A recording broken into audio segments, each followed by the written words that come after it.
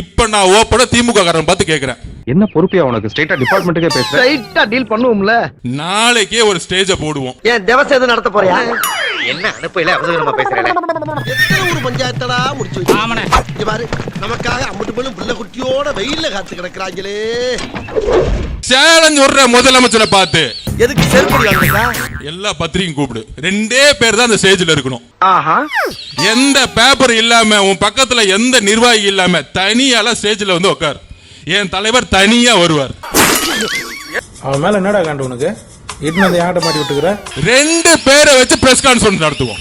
நீ எப்படி செருப்படி வாங்க போற? எனக்கு ஏன்டா வாங்கி கொடுக்க பாக்குற? இந்த போட்டிக்கு நான் ரெடினா நாளைக்கே நான் ரெடி, என் தலைவர் ரெடி. நான் எப்ப அப்படி சொன்னேன்?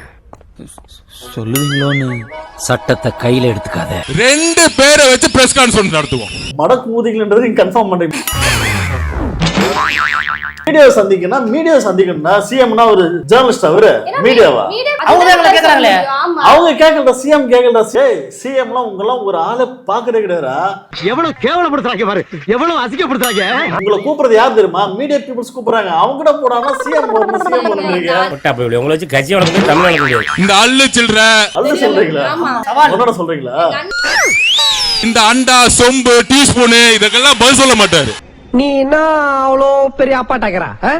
இல்ல அவ்வளோ பெரிய அப்பாட்டாக்குறான்னு கேக்குறேன். ஆதவ அர்ஜுனாவா? அவன் படிச்சானா இல்லையா?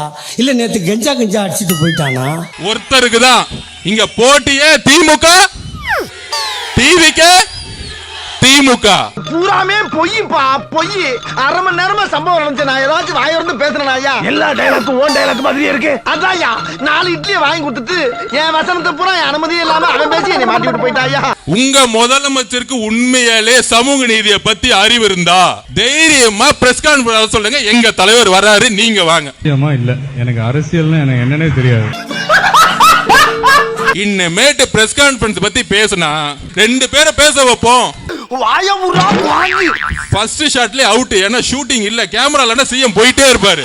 எங்க தலைவருக்கு கேமராவே தேவையில்லை, அவர் ஆல்ரெடி நடிகரா இருந்து வந்தவரியா. இந்த மூஞ்சா பார்த்தா அப்படியே தெரியுது உங்களுக்கு. இந்த கொரோனா காலகட்டம் வச்சு இதுல என்னமாச்சு எவனுக்காச்சும் 1 ரூபா உதவி பண்ணிருக்கியா? எல்லாமே இவங்கள்ட்ட பூரா இருக்குது வந்து வேற அரசியலுக்கு லாய்க்கு இல்லைங்க. விஜயகாந்த் இந்த தெருவில் தான் இருந்தாரு. ஒரு நாளைக்கு 200 பேருக்கு மேல சாப்பாடு போடுவாரு, வருஷக்கணக்குல. நமிதா போனா அது கூட்டம். ஏன்னா பேச தெரியாத ஒரு கட்சி தான் இன்னைக்கு திமுக. சாரு அவர் பெரிய சாருங்க. சார பத்தி சொல்றதுன்னா ஒரு பெரிய புக்கே போடலாங்க. இத சொன்னோன்னு உங்களுக்கு மூஞ்சில காரி துப்புறான்னு தோணுது. துப்பணும் போல இருக்கு. வேணாங்கப்பா, விட்டுருங்க. நம்மள பார்த்து பேச தெரியுமா, பேச தெரியுமா, பேச தெரியுமான்னு கேக்குறாங்க. அவனை என் முன்னாடி நிக்க வச்சு 1 ஹவர் பேசவை அவனே சொல்றான். நம்மளுடைய சின்னம் இருக்கு பாருங்க, இந்த மடக்கு ஊதி சின்னத்தை வைத்திருக்கிற. என்ன சிரிப்பு ராஸ்கல், என்ன சின்ன பிள்ளைத்தனமா இருக்கு. எந்த அளவுக்கு ரீச் ஆயிருக்கு தெரியுமா?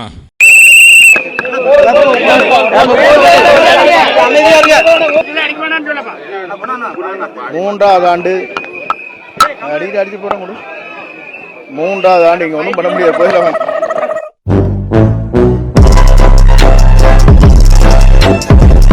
ஒவ்வொரு தாட்டி கண்டக்டர் விசில் அடிச்சுக்கிட்டே இருக்கார். ரே ரே போலா, இறங்க, நிப்பாட்டு. நான் அப்பதான் நினைச்சேன், எத்தனை 1000 பஸ் ஓடிட்டு இருக்கு, ஒவ்வொரு ஸ்டாப்லயும் விசில் அடிச்சுட்டே இருக்காரு கண்டக்டர். என்ன யோசிக்கிறீங்க? உன்னை ஏன்டா கூப்பிட்டேன்னு யோசிக்கிறேன். முதல்ல லாட்டரி ஊழல போயிட்டு சம்பாரிச்சு பணம் கொடுத்து போயிட்டு கார்ல போயிட்டு தான் உனக்கு இப்படிதான் இருக்கு. நீ பஸ்ல போயிருந்தா உனக்கு தெரியுது. பஸ்ல போனா ஒவ்வொரு ஸ்டாப்பிங் ஊதம் தான் விசில. இதடா பேசிக்கிறீங்க. இது ஒரு கதைன்னு சொல்லி காரி மூஞ்சி கதையை வந்து பேசிக்கிறீங்க. முட்டாள். என்னடா? அப்ப நண்பர்களே, நம்மளுடைய சின்னம் 8 கோடி பேருக்கு ரீச் ஆயிடுச்சு. கொள்கை தலைவர்களை பொறுத்தவரையிலும் அஞ்சலை அம்மா அவர்கள் இந்த மண்ணிலே பிறந்தவர். இத சொல்றதுக்கு தான் தலையில அன்றாட போட்டுட்டு ஓடி வந்தியா? அவருடைய நினைவு நாள் இன்றைக்கு. அதைத்தான் எண்ணி பார்க்கிறேன். என்ன யாராவது காப்பாத்துங்க, இவன் தொல்லை தாங்க முடியல.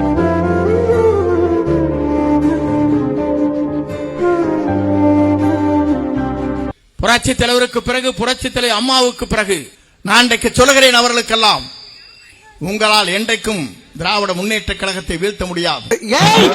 உங்களால் என்றைக்கும் திராவிட முன்னேற்ற கழகத்தை வீழ்த்த முடியாது. என்ன சொல்ல சொன்னா என்ன சொல்லிட்டு இருக்க? நீ ஒண்ணும் சொல்ல போ. உங்களால் என்றைக்கும் திராவிட முன்னேற்ற கழகத்தை வீழ்த்த முடியாது.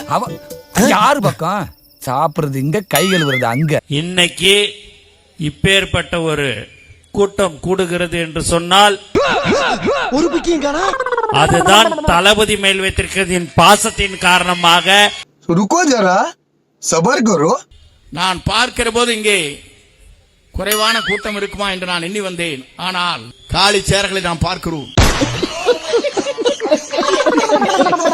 மக்களுக்கு சேவை செய்த ஒரு கட்சி எது என்று சொன்னால் அது தமிழக வெற்றி கழகம் மட்டும்தான். நம்ம தலைவர் தளபதி 2026 முதலமைச்சராக அமருவார் என்பதில் எந்தவித சந்தேகம் இல்லை.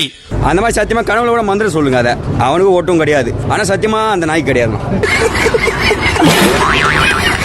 உண்மையான தோழர்கள், உண்மையான தொண்டர்கள் இருக்கிற ஒரே கட்சி தமிழக வெற்றி கழகம் மட்டும்தான் என்று இந்த நேரத்தில் தெரிவித்துக் கொள்கிறேன். மோஸ்ட்லி மூக்கு தெரியும். யாரா இந்த ஜோக்கரு? ஆனா தலைவர் என்ன சொன்னார்? ஏன் உனக்கே மறந்து போச்சா? குறுக்க பேசப்படாது. கடந்த கூட்டத்தில் நான் ஊழல் செய்ய மாட்டேன், ஊழல் செய்யவே மாட்டான். இன்னைக்கு வரி ஏய்ப்பு பண்ணி மாட்டிக்கிட்டாரு. ஏண்டா வெண்ண, நீ ஊழலே செய்ய மாட்டேன்னு சொல்லிட்டு 1.5 கோடி ரூபாய் வரி ஏய்ப்பா பண்ணுற, போய் வருமான வரியை கட்டுடா அப்படின்னு ஹைகோர்ட் அவர் தலையில வச்சாங்க ஒரு கொட்டுடா.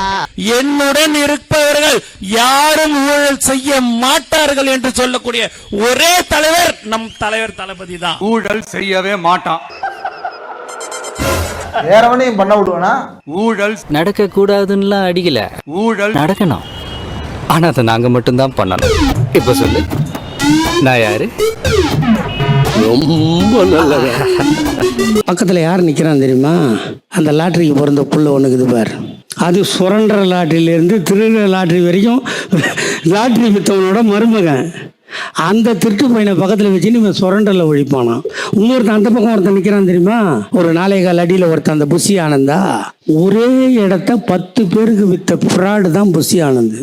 ஒரு இடத்த 10 பேருக்கு விற்கிற புஷி ஆனந்த் லாட்ரி சீட்டு விற்று ஊரை கொள்ளடிச்சு ஒலையில் போட்டவனோட மருமகன். இவன் 2 பேரை 2 பக்கம் நிற்க வச்சுக்கிட்டு நாட்டில் நல்லாட்சி தருவேன்னு சொல்கிறானே. நம்ம என்ன அவ்வளோ புத்தி கெட்டு போயா இருக்கிறோம்? இப்ப என்னங்கிறதுக்கு மனிதனுக்கு தேவை காலையில ஒரு 5 இட்லி, மதியானம் கொஞ்சோண்டு சாப்பாடு, சாயங்காலம் ஆச்சுன்னா ஒரு 4 இட்லி இருந்தாலே காலத்தை ஓட்டின்னு போற காலத்துல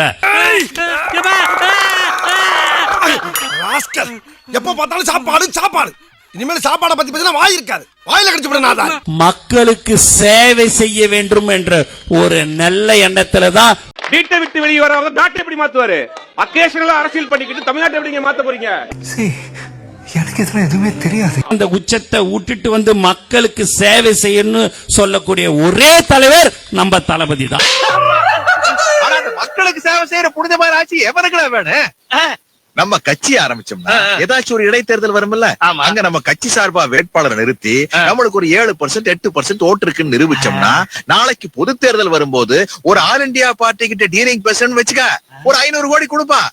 ஜெயிச்சாலும் கவலை இல்ல, தோத்தாலும் கவலை இல்லன்னு வாங்கி டிக்கி கடையில் அமைக்க வேண்டியதானே. நம்மளுடைய சின்னமான வெற்றி சின்னம் விசில் சின்னத்தை நாம் வீடு வீடாக சென்று எங்களுடைய சின்னம், தலைவருடைய சின்னம், தளபதியுடைய சின்னம், வெற்றி சின்னம் விசில் என்பதை நீங்கள் வீடு வீடாக சொல்ல வேண்டும். எது? திருப்பி சொல்லுங்க. மடக்கூதிங்க. மறுக்கா சொல்லுங்க. மடக்கூதி மடக்கூதி மடக்கூதி. இப்ப தெரியுதா உங்களுக்கு ஏன் விசில் சின்னம் கொடுத்தாங்கன்னு? விஜய் கூட்டணி வாய்ப்பு இருக்குங்களா? விஜய் கட்சி கூட கூட்டணி வாய்ப்பு இருக்கா? இதை போய் விஜய் கிட்ட தான் நீங்க கேட்கணும், எங்க கிட்ட கேட்கக்கூடாது. நாங்க கட்சி ஆரம்பிச்சு 20 வருஷம் ஆயிடுச்சு, சரிங்களா? எங்க கிட்ட நீங்க கேட்கணும், விஜய் கிட்ட போய் கேளு.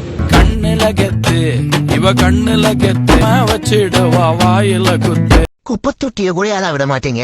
குப்பை தொட்டிய கூட சாமியா கும்பிட்டு இருக்கானுங்க. எவனோ ஒருத்தன் குப்பை தொட்டில பூவை போட்டுருக்கான். அதுல 2-3 பூ குப்பை தொட்டி மேய வந்துட்டு இருக்கு. அதை பார்த்து இன்னொருத்தன் குப்பை தொட்டி மேல பூ இருக்கு, இது ஏதாச்சும் சாமியா இருக்கும்னு இன்னொருத்தன் பூ வச்சிருக்கான். அதை பார்த்த இன்னொருத்தன் பூ வச்சிருக்கான். அந்த மாதிரி பூ வச்சு இன்னைக்கு குப்பை தொட்டியா சாமி ஆக்கிட்டு இருக்கானுங்க. குப்பை தொட்டி கோயில் கட்டி கும்பாபிஷேகம் தான் பண்ணல, மத்த எல்லாம் பூஜை பண்ணிட்டு இருக்கானுங்க. 200 பெரியார் இல்ல 400 பெரியார் வந்தாலும் முடியாதுடா. எதுக்கு? உங்களை திருத்துறதுக்கு. எல்லாருக்கும் பேதம் இல்லாத அன்பை காட்டுபவன் தான் சத்குரு. சத்குரு சொல்லிக்கிட்டு இருக்கிறவன் தான் சத்குரு ஆக முடியாது, சத்தியம் ஆக முடியாது. என்ன கோபத்துல இருந்தான அளவு பான் கூட அப்படியே காரிய மூஞ்சில் துப்பிட்டா. நான் அப்படியே ஷாக் ஆயிட்டேன்.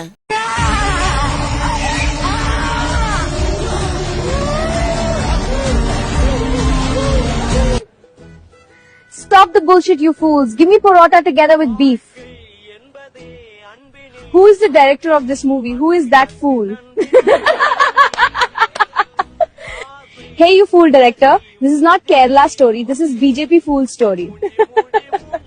Hey, dumbass director. Do you think that Kerala will fall in your fake propagandas? First, go and visit Kerala, you idiot. Hi. Hello. We both are from Kerala. We born in two different Hindu families.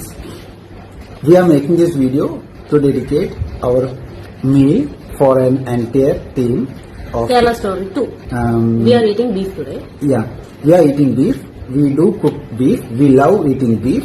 And in Kerala, people won't force anyone to eat beef. More than that, people of Kerala. Yummy. Yummy. Then see your movie. You will throw it in the closet. Now let us eat some beef and parota. So yummy. Do you need some, director?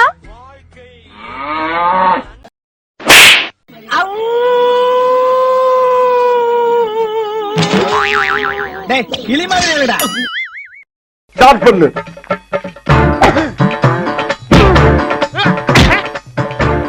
இங்கிட்டு வா அப்படியா அப்படியா